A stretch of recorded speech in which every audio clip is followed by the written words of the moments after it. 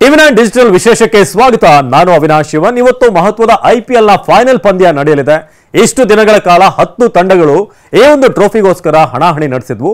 ಆದರೆ ಈಗ 10ರಲ್ಲಿ ಉಳ್ಕೊಂಡಿರೋದು ಕೇವಲ 2 ತಂಡ ಮಾತ್ರ.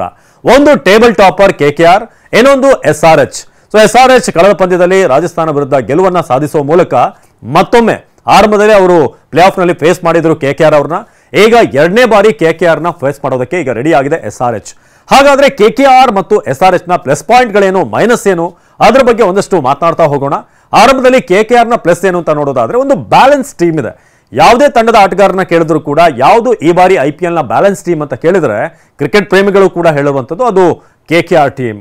ಯಾವಾಗ ಗೌತಮ್ ಗಂಭೀರ್ ಲಕ್ನೋ ಕ್ಯಾಂಪ್ನಿಂದ ಕೋಲ್ಕತ್ತಾಗೆ ಬಂದ್ರು ಆಗ ಟೀಮ್ನ ಚರಿಸ್ಮಾನೆ ಚೇಂಜ್ ಆಗಿದೆ. ಶ್ರೇಯಸ್ ಅಯ್ಯರ್ ಕ್ಯಾಪ್ಟನ್ ಆಗಿದ್ದಾರೆ. ಕಳೆದ ಬಾರಿ ನಿತೀಶ್ ರಾಣಾ ಒಂದಷ್ಟು ಪಂದ್ಯಗಳು ಅವರು ಲೀಡ್ ಮಾಡಿದ್ರು.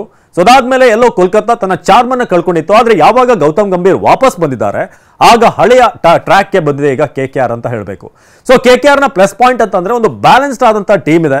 ಅವರ batting line up Phil Salt ಹೋದ್ರು ಕೂಡ ಗುರ್ಬಾಸ್ ಓಪನಿಂಗ್ ನಲ್ಲಿ ಒಳ್ಳೆ ಒಂದು ಓಪನ್ ಕೊಡ್ತಾ ಇದ್ದಾರೆ. ಹಾಗೇನೆ ಅವರ ಜೊತೆಗೆ ಸುನಿಲ್ ನರೇನ್ ಅವರು ಕಂಪ್ಲೀಟ್ ಆಗಿ ಈ ಬಾರಿ KKR ನ ಒಂದು ಫಾರ್ಚ್ಯೂನ್ ಅನ್ನೇ ಚೇಂಜ್ ಮಾಡಿದ್ದಾರೆ ಅಂತ ಹೇಳ್ಬೋದು. ಸುನಿಲ್ ನರೇನ್ ಬೌಲಿಂಗ್ ನಲ್ಲಿ ಹಾಗೇನೆ ಬ್ಯಾಟಿಂಗ್ ನಲ್ಲಿ ಸ್ಫೋಟಕ ಆರಂಭವನ್ನ ಅವರು ನೀಡ್ತಿದ್ದಾರೆ. ಹಾಗೇನೆ ವೆಂಕಟೇಶ್ ಅಯ್ಯರ್ ಇರ್ಬೋದು, ಶ್ರೇಯಸ್ ಅಯ್ಯರ್ ಇಬ್ರು ಕೂಡ ಅಯ್ಯರ್ ಜೋಡಿ ಏನಿದ್ದಾರೆ ಇಬ್ರು ಕೂಡ ಉತ್ತಮವಾದಂತಹ ಬ್ಯಾಟಿಂಗ್ ಮಿಡ್ಲ್ ಆರ್ಡರ್ ನಲ್ಲಿ ಮಾಡ್ತಿದ್ದಾರೆ. ಏನೋ ಆಂಡ್ರಿ ರಸಲ್ ಬೌಲಿಂಗ್ ಬ್ಯಾಟಿಂಗ್ ಎರಡರಲ್ಲೂ ಕೂಡ ಪ್ಲಸ್ ಆಗಿರುವಂತಹ ಕಾರಣ ಅವರು ಟೋಟಲ್ ಆಗಿ ಒಂದು ಬ್ಯಾಲೆನ್ಸ್ಡ್ ಆದಂತಹ ಟೀಮ್ ಕಂಡು ಬರ್ತಾ ಇದೆ. ಇನ್ನು ಮನೀಶ್ ಪಾಂಡೆ ಕೂಡ ಒಂದು ಮ್ಯಾಚ್ ಅನ್ನು ಆಡಿದ್ರು.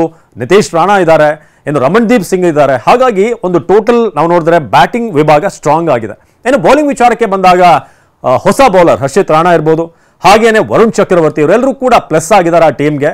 ಸೊ ಆ ಕಾರಣಕ್ಕೆ ಒಳ್ಳೆ ಬ್ಯಾಟಿಂಗ್ ಡೆಪ್ತ್ ಜೊತೆಗೆ ಬೌಲಿಂಗ್ ಕೂಡ ಅವರ ಪ್ಲಸ್ ಆಗಿದೆ. ಈ ಕಾರಣಕ್ಕೆ KKR ಟೀಮ್ ಒಂದು ಬ್ಯಾಲೆನ್ಸ್ ಟೀಮ್ ಅಂತ ಹೇಳ್ಬೋದು. ಎರಡು ವಿಭಾಗದಲ್ಲೂ ಕೂಡ ಈಕ್ವಲ್ ಆಗಿ ಅವರ ಒಂದು ಕೆಪಾಸಿಟಿ ಇದೆ. ಸುನಿಲ್ ನಾರಾಯಣ್, ಆಂಡ್ರೆ ರಸಲ್ ಅಂತಹ ಆಲ್ರೌಂಡರ್ಗಳು ಅವರು ಟೀಮ್ನಲ್ಲಿದ್ದಾರೆ. ಸೊ ಇನ್ನು KKR ನ ಇನ್ನೊಂದು ಪ್ಲಸ್ ಏನಂತ ಹೇಳಿದ್ರೆ ಅವರು ಪಿಚ್ಗೆ ಸರಿಯಾಗಿ ಆಡ್ತಿರುವಂತಹ ರೀತಿ. ಯಾಕಂದ್ರೆ ಚೆನ್ನೈನಲ್ಲಿ ಸ್ಪಿನ್ಗೆ ಒಳ್ಳೆ ಪೂರಕವಾದಂತಹ ಕಂಡೀಷನ್ಸ್ ಇದೆ. ನಾವು ಹಿಂದಿನ ಮ್ಯಾಚ್ ಅನ್ನು ಕೂಡ ನೋಡಿದ್ವಿ. ಅಭಿಷೇಕ್ ಶರ್ಮಾ ಹಾಗೇನೆ ಶಹಬಾಜ್ ಇಬ್ರು ಕೂಡ ಉತ್ತಮವಾದಂತಹ ಬೌಲಿಂಗ್ ಅನ್ನ ಮಾಡಿದ್ರು. ಹಾಗಾಗಿ ಇವರ ಮೇನ್ ಸ್ಪಿನ್ನರ್ಸ್ ವರುಣ್ ಚಕ್ರವರ್ತಿ ಹಾಗೇನೆ ಸುನಿಲ್ ನಾರಾಯಣ್ ಮೇಲೆ ಇವತ್ತು ಹೆಚ್ಚಿನ ಅವಲಂಬನೆ ಇರುತ್ತೆ. ಸ್ಪಿನ್ ವಿಭಾಗ ಹೆಚ್ಚಾಗಿ ಚೆನ್ನಾಗಿರೋದ್ರಿಂದ ಖಂಡಿತ KKR ಇವತ್ತಿನ ಪಂದ್ಯದಲ್ಲಿ ಒಂದಷ್ಟು ಮೇಲುಗೈ ಸಾಧಿಸಬಹುದು. ಇನ್ನು KKR ನ ಮೈನಸ್ ಪಾಯಿಂಟ್ ಏನು ಅಂತ ನೋಡೋದಾದ್ರೆ ಫಿಲ್ ಸಾಲ್ಟ್ ಇಲ್ಲದೆ ಇರುವಂತದ್ದು, ಆದ್ರೂ ಕೂಡ ಅವರು ಕಮ್ ಬ್ಯಾಕ್ ಮಾಡುವಂತ ಕೆಪಾಸಿಟಿ ಗುರ್ಬಾಜ್ ಇರೋದ್ರಿಂದ ಇದೆ.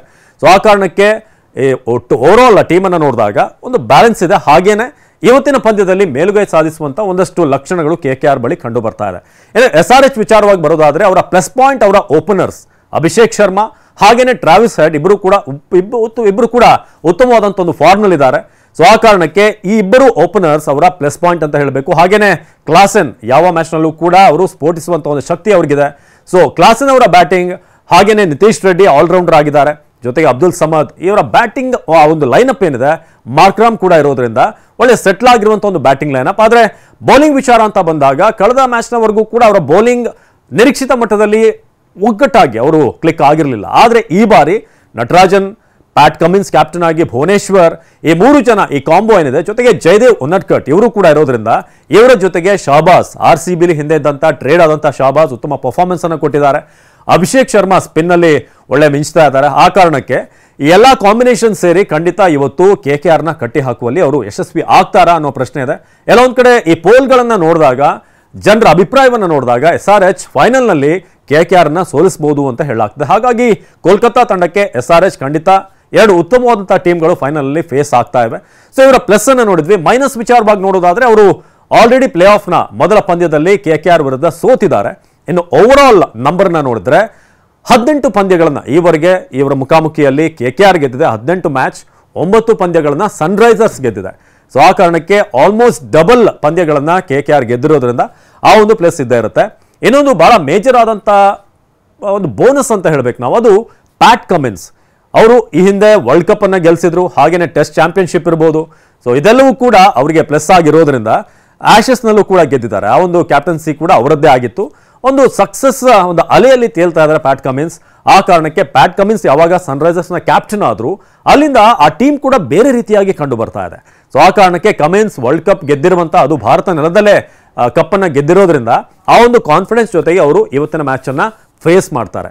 ಸೊ ಎರಡು ಪಂದ್ಯಗಳನ್ನ ಈಗ ಎರಡು ತಂಡಗಳನ್ನ ನಾವು ನೋಡೋದಾದ್ರೆ ಬಹಳ ವಿಶೇಷವಾಗಿ SRH ಬ್ಯಾಟಿಂಗ್ ಪವರ್ ಜೊತೆಗೆ ಅವರ ಬೌಲಿಂಗ್ ಎಕ್ಸ್ಪೀರಿಯನ್ಸ್ ಇನ್ನೊಂದು ಕಡೆ KKRನ ಬ್ಯಾಲೆನ್ಸ್, ಇದೆರಡೂ ಕೂಡ ಇವತ್ತು ಮುಖಾಮುಖಿ ಆಗುತ್ತೆ. ಏನಾಗುತ್ತೆ ನೋಡೋಣ. ಎಲ್ಲೊಂದು ಕಡೆ ಇದು Pat Cummins versus Shreyas Iyer ಅನ್ನೋದಕ್ಕಿಂತ Pat Cummins versus Gautam Gambhir ಅನ್ನೋ ರೀತಿಯಾಗಿದೆ. ಗಂಭೀರ್ ಕೂಡ ಹೇಳಿದ್ದಾರೆ, ನನಗೆ ಸೋಲೋಕೆ ಇಷ್ಟ ಇಲ್ಲ, ನಾನು KKRಗೆ ಬಂದಿದ್ದೀನಿ, ಕಪ್ ಗೆಲ್ಲಿಸುವಂಥ ಒಂದು ಜವಾಬ್ದಾರಿ ನನ್ನದು ಅಂತ. ಇನ್ನೊಂದು ಕಡೆ ಪ್ಯಾಟ್ ಕಮಿನ್ಸ್ ಈಗಾಗಲೇ ಟೂರ್ನಮೆಂಟ್ ಸ್ಟಾರ್ಟ್ ಆಗೋಕೆ ಮುಂಚೆನೇ ಒಂದು ಇಂಟರ್ವ್ಯೂವಲ್ಲಿ ಹೇಳಿದರು SRH ಕಪ್ಪನ್ನು ಗೆಲ್ಲುತ್ತೆ, ಬರೆದಿಟ್ಕೊಳ್ಳಿ ಅಂತ. ಸೊ ಹಾಗಾಗಿ ಎರಡೂ ಒಂದು ತಂಡಗಳು ಬ್ಯಾಲೆನ್ಸ್ ಆಗಿರೋದ್ರಿಂದ ಇವತ್ತಿನ ಮ್ಯಾಚ್ ಸೂಪರ್ ಸಂಡೇ ಆಗಿರುತ್ತೆ. ಕಾದ್ ನೋಡೋಣ ಯಾರು ಚಾಂಪಿಯನ್ ಆಗ್ತಾರೆ ಅಂತ. ಒಂದು ವೇಳೆ KKR ಚಾಂಪಿಯನ್ ಆದರೆ 3ನೇ ಬಾರಿ ಕಪ್ಪನ್ನು ಎತ್ತಿ ಹಿಡಿದಾಗುತ್ತೆ. ಹಾಗೆಯೇ SRH ಏನಾದರೂ ಕಪ್ಪನ್ನು ಗೆದ್ದರೆ ಇದು ಅವರ 2ನೇ ಕಪ್ ಆಗುತ್ತೆ. ಕಾದ್ ನೋಡೋಣ ಯಾರು ಗೆಲ್ತಾರೆ ಅಂತ. ನಿರಂತರ ಸುದ್ದಿಗಾಗಿ ನೋಡ್ತಾ ಇರಿ TV9.